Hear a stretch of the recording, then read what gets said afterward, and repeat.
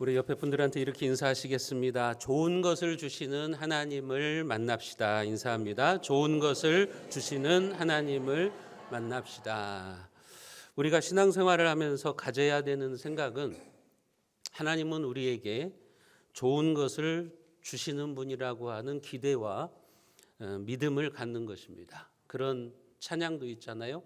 좋으신 하나님, 좋으신 하나님, 좋으신 하나님, 나의 하나님. 나의 하나님은 좋으신 하나님이십니다. 우리가 하나님에 대해서 어떤 생각을 가지고 있느냐, 그것에 따라서 우리의 신앙생활은 달라져요. 좋으신 하나님을 우리가 믿고 기대하느냐, 아니면 우리에게 날마다 심판하시는 하나님, 저주하는 하나님을 우리가 생각하느냐에 따라서 우리의 삶은 달라진다고 하는 겁니다. 저는 언제나 하나님께서 최선의 것으로 우리를 축복하시는 분이라고 하는 것을 믿습니다. 그리고 앞으로도 하나님은 우리를 향해서 언제나 좋은 것을 넉넉하게 주실 분이라고 확신을 합니다. 오늘 본문에서도 하나님은 그 사실을 우리에게 알려주시죠. 오늘 본문 11절에 보면 여호와의 말씀이니라 너희를 향한 나의 생각을 내가 하나니 평안이요 재앙이 아니니라 너희에게 미래와 희망을 주는 것이니라. 우리를 향한 하나님의 생각이 뭐라는 것입니까? 평안이라는 거예요. 재앙이 아니라 평안이고 우리에게 미래와 희망을 주는 것이다. 그것이 바로 하나님의 생각이라고 하는 거예요. 이 말씀을 공동번역 성경에 보면 이렇게 번역해 놓았어요. 나는 너희에게 나쁘게 하여 주지 않고 잘하여 주려고 뜻을 세웠다. 밝은 앞날이 너희들을 기다리고 있다. 이렇게 번역되어 있어요. 그렇습니다. 하나님은 여러분들에게 밝은 앞날을 계획하고 계심을 믿으시기를 바랍니다. 그런 면에서 성도는 벼랑 끝에서도 희망을 노래하는 사람들이에요.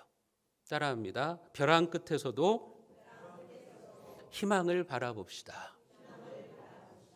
우리 하나님은 벼랑 끝에서 우리들을 웃게 하시는 하나님이심을 여러분들이 믿으시기를 바랍니다. 그러면 우리에게 좋은 것을 주시는 하나님을 믿으려면 우리는 어떤 태도를 가지고 있어야 할까요? 어떤 자세를 가지고 우리가 신앙생활을 해야 좋은 것을 주시는 하나님을 만날 수 있을까? 먼저는 좋은 것을 주시는 하나님을 만나려면 여러분들이 고난 중에라도 희망을 품으셔야 됩니다. 지금 예레미야 선지자가 이스라엘 백성들에게 주시는 말씀이거든요. 근데 이때 하나님의 백성들, 이스라엘 백성들의 상황이 어떤 상황이냐? 고난 속에서 절망할 때예요. 지금 이 말씀을 받고 있는 하나님의 백성들은 낙심하고 절망하고 삶을 포기하고 싶은 그런 순간을 그들이 만났어요. 왜냐하면 바벨론이라고 하는 강대국의 나라는 멸망을 당했습니다. 수많은 사람들이 이역만리 땅으로 포로가 되어서 끌려가서 그곳에서 고생을 하고 있는 암울한 시대이죠. 그때 그 심정이 어땠을까요? 너무나도 수치스럽고 절망스럽습니다. 또한 이들에게는 신정론의 문제가 대두되었어요. 신정론이라고 하는 게 뭐냐면 과연 하나님은 선하신가 하는 거죠. 우리가 하나님의 백성인데 하나님이 우리를 선택하셨는데 하나님은 왜 우리나라를 망하게 하시고 우리가 이렇게 먼 타국에 와서 고생을 하면서 살아가야 되는가? 하나님이 살아계신데 왜 우리에게 이런 시련이 찾아오는가 하는 거죠. 선하신 하나님이 왜 이 땅에서 고난을 허락하시는가? 하나님이 지금 이 세상을 다스리고 있는데 왜 이 세상에는 여전히 악이 판을 치고 있는 것일까? 이런 신정론적인 질문이에요. 지금 이스라엘 백성들이 바벨론 땅에서 그런 질문을 던지는 거죠. 하나님은 과연 선하신가? 선하신 하나님이 왜 우리에게 이런 고난을 주시는 것일까? 포로 생활을 하는 자신들의 고난에 하나님이 무관심하고 하나님이 자신들을 버렸다고 그렇게 생각을 한 거예요. 그러나 선지자는 그런 부정적인 생각을 하고 있는 그들에게 하나님의 약속을 붙잡고 하나님께서 회복하실 때를 기다리라고 선포하고 있는 겁니다. 그런 부정적인 생각을 바꾸라고 하는 거예요. 그런 어두운 생각을 바꾸어서 희망의 하나님을 바라보라고 하는 거죠. 오늘 10절 말씀을 우리가 같이 한번 읽어보겠습니다. 여호와께서 이와 같이 말씀하시니라. 바벨론에서 70년이 차면 내가 너희를 돌보고 나의 선한 말을 너희에게 성취하여 너희를 이곳으로 돌아오게 하리라. 하나님은 지금 그들에게 회복을 약속하고 있어요. 포로 생활이 70년이 차면 너희들은 다시 고국으로 돌아갈 것이다. 예루살렘으로 돌아가서 회복될 것이다. 여러분, 이 70년의 시간은 어떤 시간이죠?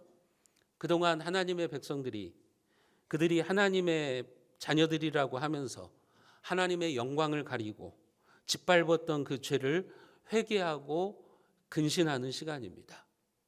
하나님이 그들을 축복의 땅으로 들여보내셨잖아요. 젖과 꿀이 흐르는 약속의 땅으로 들여보내셨는데 그들이 그 땅에서 하나님을 잘 섬기고 하나님의 말씀에 순종하면서 살아야 됐는데 그런 삶을 살지 못하고 우상을 숭배하고 하나님 앞에 범죄하고 그랬을 때 하나님께서 그 축복의 땅에서 그들을 축출해 내신 거예요. 그들을 그 땅에서 뽑아내셔서 바벨론 땅으로 보내신 거예요. 그런데 너희들이 그 바벨론 땅에서 하나님 앞에 회개하고 또 근신하는 시간을 가지라고 하는 거예요. 그렇기 때문에 이 70년이라고 하는 시간은 하나님께서 그들을 용광로 속에 집어넣으셔서 정결케 하는 시간이죠. 하나님의 백성들을 다시 거룩하게 하는 시간. 그래서 이런 배경에서 너희를 향한 나의 생각을 안 하니 재앙이 아니라 평안이라 지금 이렇게 말씀하시는 거예요. 그 당시 하나님의 백성들은 바벨론 포로 생활을 재앙으로 받아들인 거예요. 그 시간이 자기들에게 저주의 시간이라고 생각을 한 거예요. 그런데 하나님은 뭐라고 말씀하시는 거예요? 재앙이 아니다. 나는 너희들에게 평안을 주려고 하는 것이다. 그래서 이 70년이라고 하는 시간 동안에 너희들이 고난의 용광로 속에서 거룩하게 되고 죄를 회개하고 근신하는 시간을 가져라.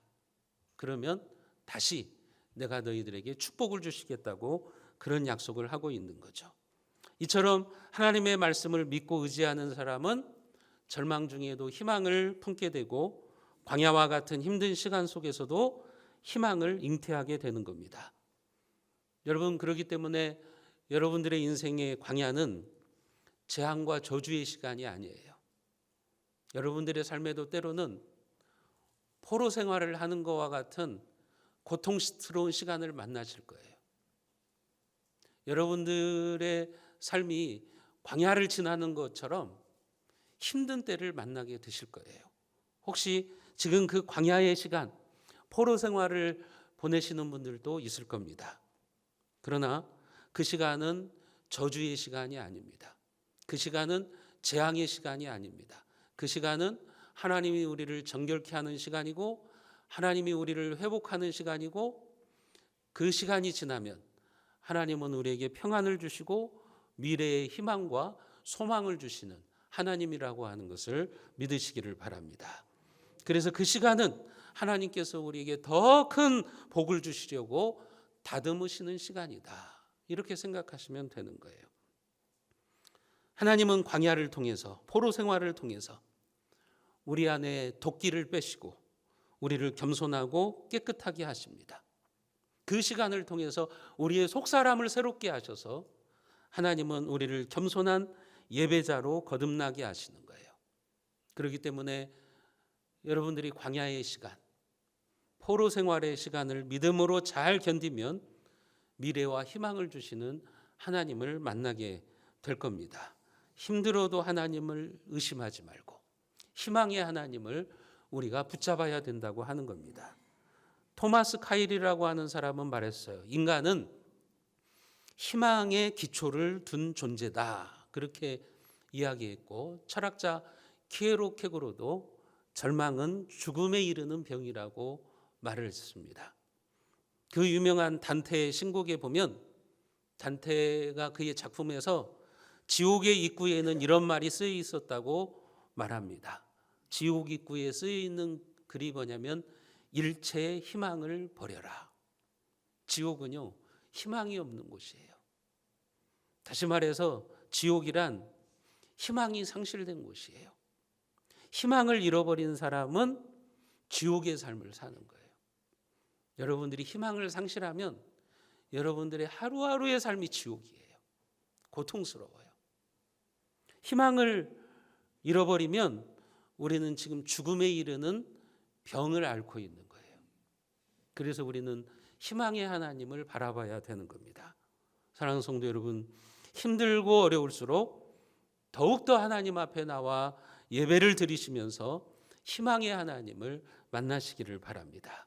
내 인생이 지금 고통스러운 포로 생활 같고 광야와 같은 시간을 보낸다고 할지라도 낭망하여 주저앉아 있지 마십시오. 지금도 여러분들에게 좋은 일을 계획하시고 좋은 것으로 베풀어 주시는 하나님의 약속을 바라보셔야 됩니다. 그러면 하나님께서 재앙을 희망으로 바꾸시는 하나님으로 여러분들에게 다가오게 되실 줄로 믿으시기를 바랍니다. 여러분, 그럴 때 우리는 좋은 것을 주시는 하나님을 만나요. 또 한 가지, 좋은 것을 주시는 하나님을 여러분들이 만나려면 간절히 기도하셔야 돼요. 오늘 12절 말씀에 보면 너희가 내게 부르짖으며 내게 와서 기도하면 내가 너희들의 기도를 들을 것이요. 지금 하나님이 뭐라고 말씀하는 거예요? 포로 생활을 하고 있는 그들에게, 이역만리 땅에 와서 고통스러운 시간을 보내고 있는 그들에게 부르짖어서 기도해라. 희망의 하나님을 만나려면, 좋은 것을 주시는 하나님을 만나려면 부르짖어서 기도하라고 말씀하고 있는 거예요. 여러분들을 향한 하나님의 설계도는, 우리 인생을 향한 하나님의 계획은 가장 선한 것, 좋은 길, 축복의 길로 인도하시는 거예요.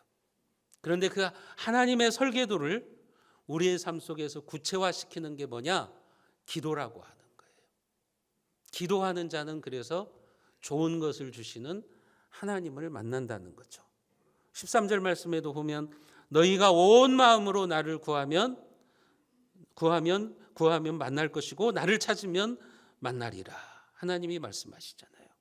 이 말이 무슨 말이냐면 하나님을 찾는 일에 생명을 걸으라고 하는 말이에요. 아무리 내 인생이 지금 고통스러운 시간 가운데 있어도 하나님 앞에 나와 기도하라는 거예요. 그런데 어떤 사람은 고통을 만나면 주저앉아 버립니다. 그러면 못 일어나요. 제가 가끔 드리는 말씀이 있죠. 성도들 중에 보면 인생의 힘든 구간을 지나시는 분들이 있어요. 가정의 문제로, 사업의 문제로, 신앙생활의 문제로 포로 생활을 하는 분들이 있고 힘든 광야의 시간을 보내시는 분들이 있어요. 그때 목회자인 제가 그런 성도들을 보면서 저분은 이 고난의 시간을 잘 통과하고 다시 이겨내겠구나. 그런 생각을 품는 성도들이 있어요. 그런 분들은 어떤 분들이냐? 어렵고 힘들어도 기도의 자리에 나오시는 분들. 내 삶이 너무 고통스러워도 예배의 자리에 나오시는 분들. 이런 분들을 보면 속으로 안심이 돼요. 이제 저분은 일어서겠구나. 저 고난의 시간을 잘 극복하고 하나님이 주시는 더 큰 축복을 받겠구나. 그렇게 생각해요. 그러면 정말 그대로 돼요. 그런데 반대로 어떤 분은 힘들다고 예배 자리에 안 나와요. 고통스럽다고 기도의 자리에 안 나와요. 그러면 속으로 제가 그런 생각을 해요. 저분은 힘들겠다. 저 시련의 시간을 헤쳐나가기가 힘들겠다. 그런 생각을 해요. 그러면 정말 그렇게 돼요.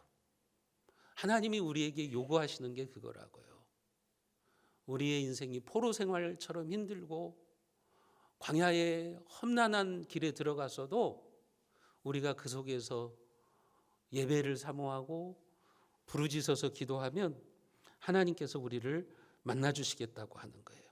하나님은 지금 이렇게 말씀하시는 거죠. 너희는 포로된 땅에서 힘을 모아서 기도해라. 그러면 내가 응답하겠다. 고통의 시간일지라도 너희들이 하나님 앞에 나와라.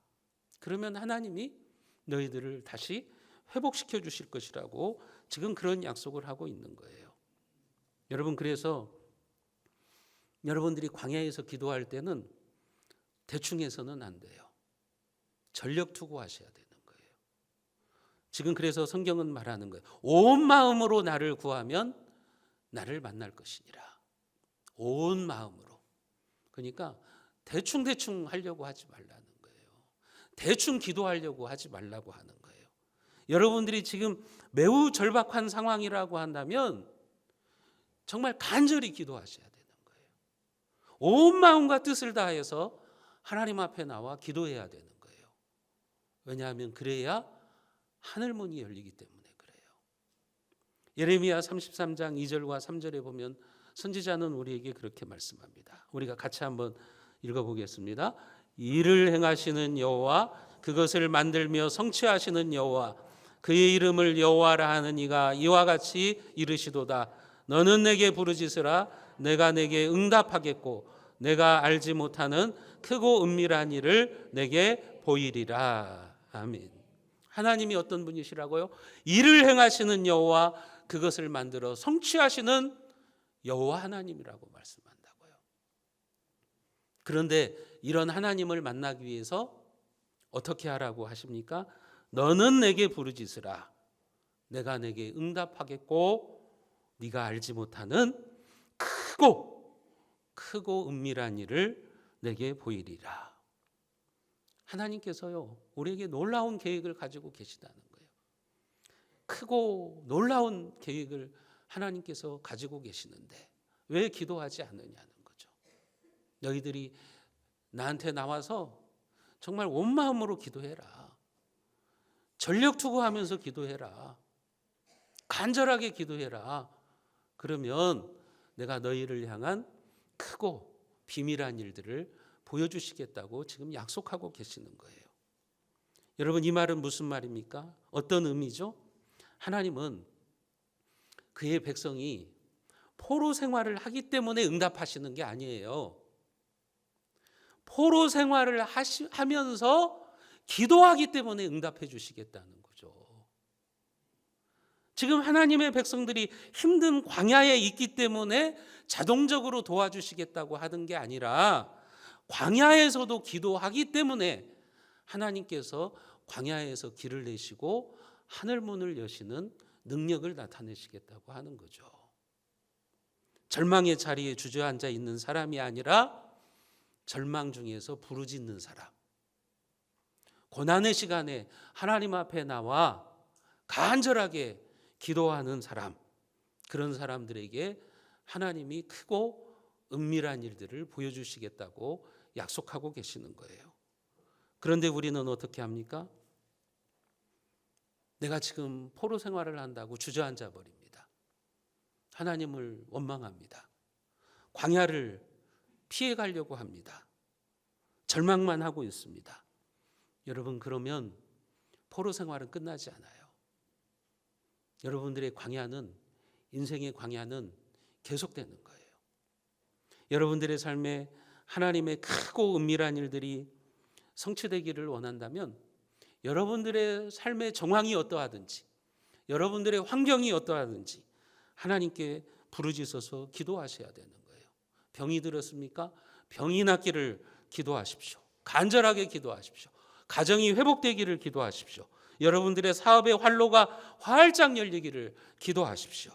우리 교회가 하나님의 말씀으로 세워지기를 기도하십시오. 그렇게 기도로 깨어있는 사람만이 하나님이 보여주시는 크고 은밀한 일을 보게 될 줄로 믿습니다.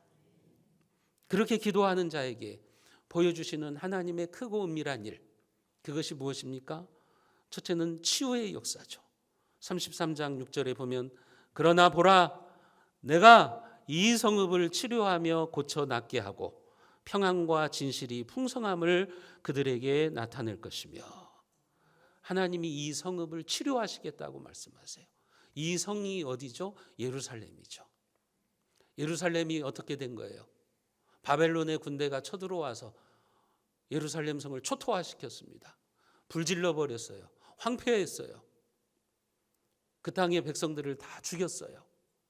그런데 하나님이 이제는 어떻게 하시겠다는 거예요? 보라, 내가 이 성읍을 치료하며 고쳐서 낫게 할 것이다. 하나님의 사람들이 그 거룩한 곳에서 우상을 숭배하고 죄를 범할 때는 하나님이 그 성을 치셨어요. 바벨론의 군대를 보내셔서 그 성을 치셨어요. 그런데 그들이 하나님 앞에 나와 기도할 때 하나님은 다시 그 성을 회복시켜 주시겠다는 거죠. 그것이 바로 치료하면서 고쳐 낫게 하실 것이라고 말씀하고 있는 거예요.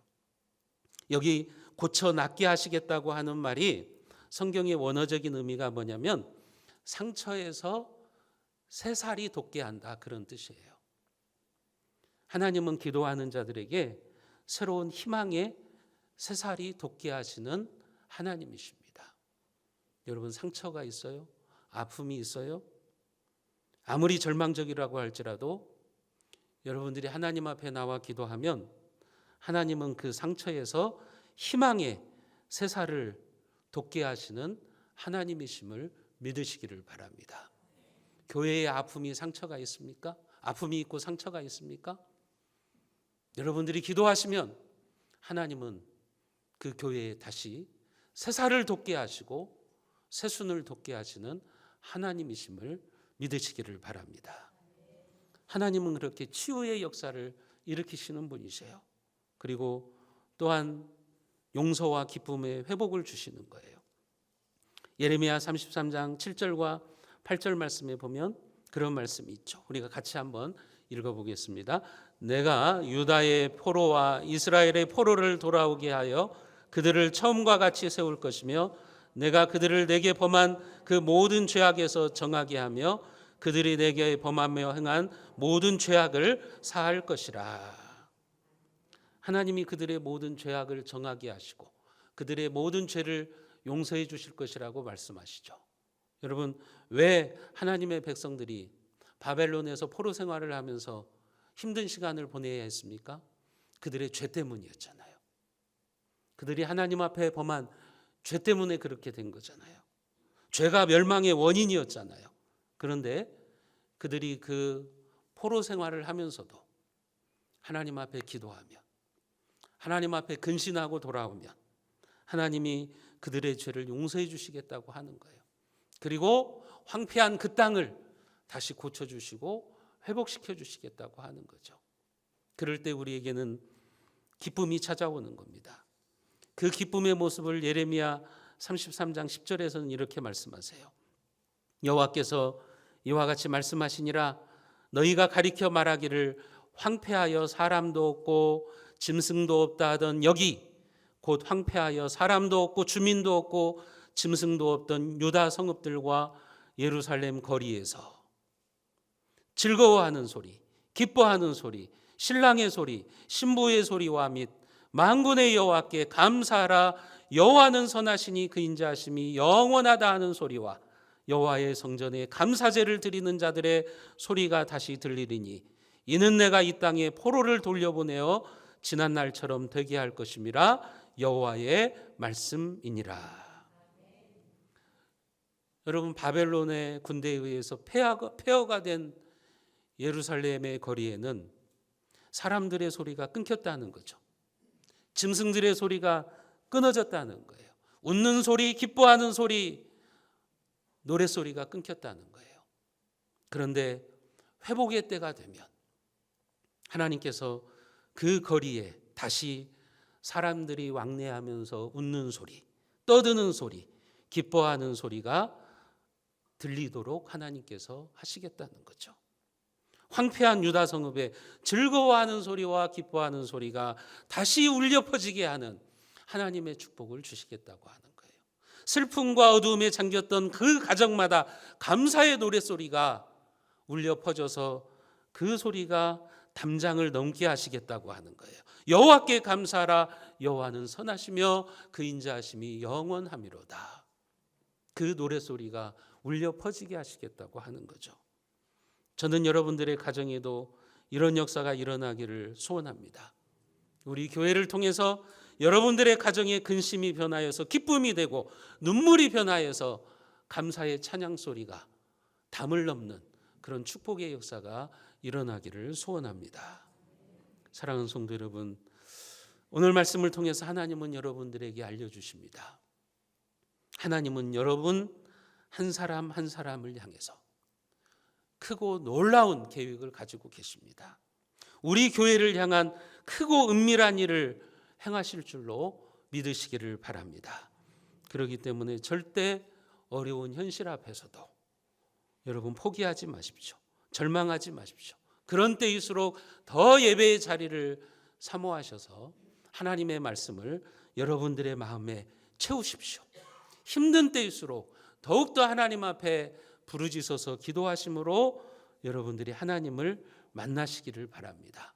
그래서 장래에 여러분들의 가정을 향한 하나님의 평안과 미래, 우리 교회를 향한 하나님의 크고 놀라운 일들이 하나님의 선하신 뜻이 다 이루어지기를 주님의 이름으로 축원드립니다.